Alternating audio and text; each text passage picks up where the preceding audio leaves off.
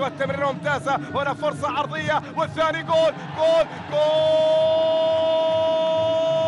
ثاني، هدف ثاني للجيش، وعبد الرزاق حمد الله يسجل الهدف الثاني. عبد الرزاق حمد الله يسجل الثاني للجيش. شاهد الكرة والتمريرة من رشيدوف. عبد الرزاق حمد الله على طول في مرمى الحارس جوميز يتمكن من تسجيل الهدف الثاني. كرات جميلة متناقلة بين أقدام لاعبي نادي الجيش، استطاعوا من خلالها عزف سيمفونية جميلة، ومن خلالها تمكن عبد الرزاق حمد الله من تسجيل ثاني الأهداف لنادي الجيش في هذا اللقاء. عبد الرزاق من سجل في مباراة الأهلي يسجل هدفه الثاني اليوم في مباراة السيلية في مرمى الحارس جوميز.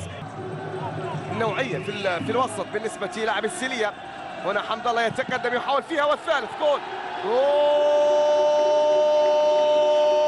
ثالث للجيش.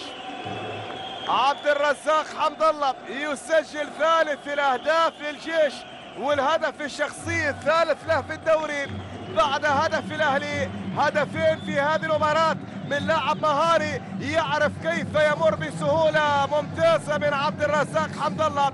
وعبد الرزاق حمد الله يسجل الهدف الثالث للجيش. الجيش بأداء كبير، الجيش بأداء كبير بمهارات عالية من لاعبيه عبد الرزاق حمد الله. والإضافة الكبيرة أكيد للجيش في هذا الموسم، البداية من مباراتين 3 أهداف إلى الآن لعبد الرزاق.